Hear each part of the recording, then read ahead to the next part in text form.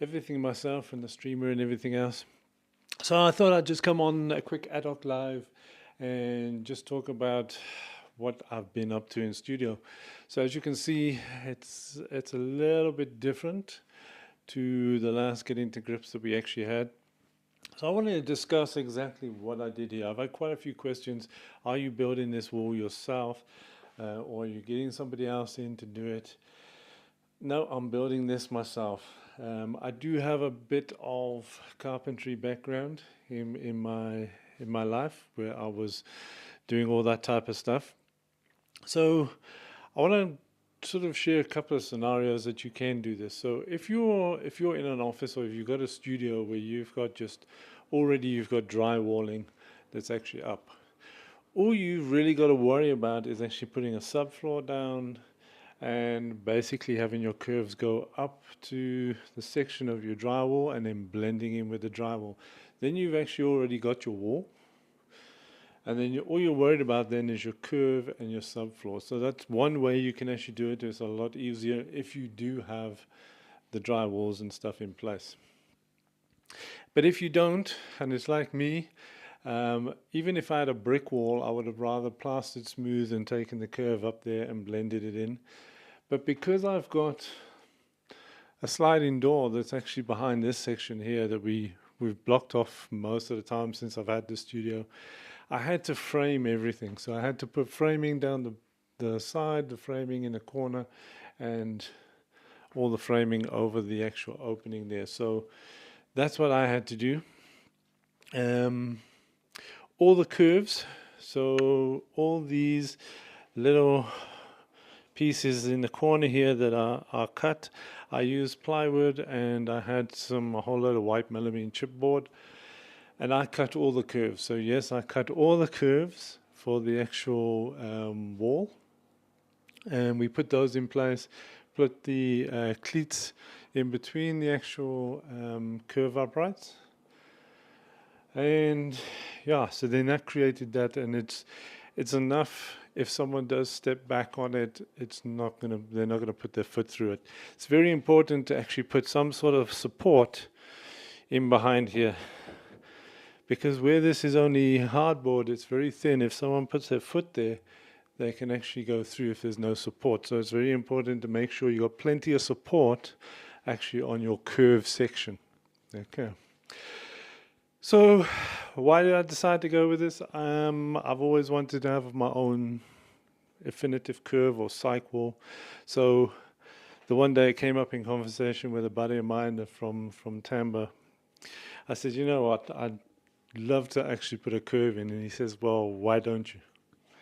So I thought to myself, yeah, why don't I? So I went around, did a bit of a research on some of the things.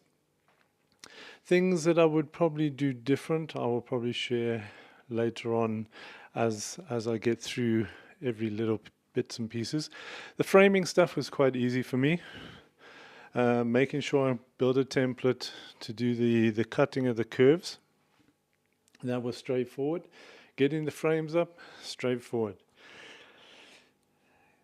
The masonite finally arrived after 3 weeks of ordering. This stuff is extremely dusty. It's got such a fine dust. Normally what I do when I actually start working with this, I actually tape plastic up around this whole section.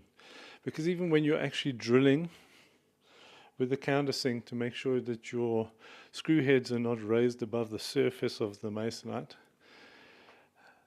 the amount of dust, it just goes everywhere, absolutely everywhere. So you make sure you actually sheet off wherever you're going to be working, cutting this stuff. If you can't cut outside, shield off a section where you can actually work with it, because this dust is so fine, it's actually crazy. And also, when you are cutting indoors with it, put a mask on, otherwise your nose and everything's going to be filled with this dust.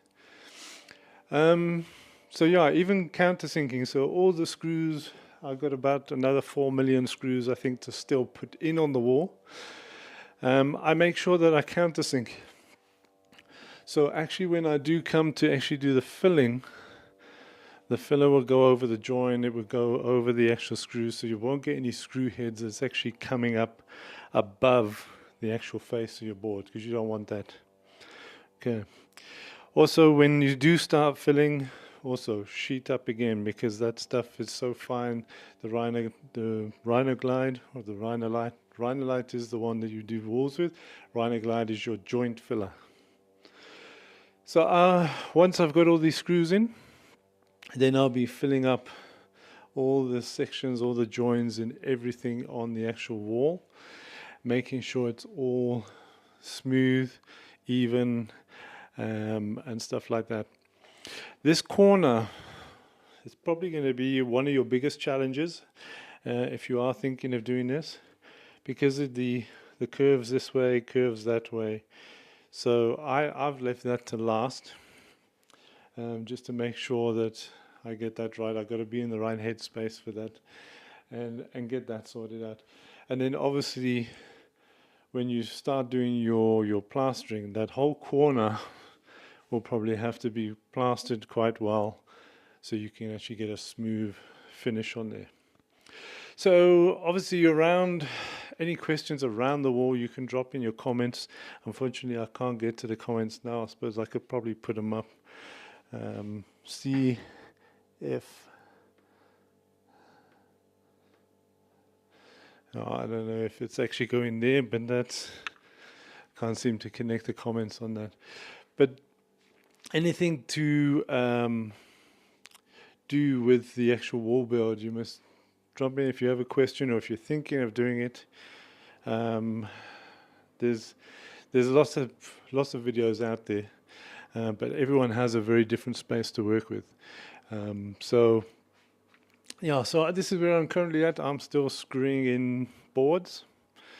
Hopefully by next week I should be ready to actually look at starting the joint plastering, and hopefully the weather will improve. Another question that was asked was, what lighting are you going to use to light up your cycle? It's an important question, because the amount of light that you need for your cycle of this size, I went with the Lightmons, the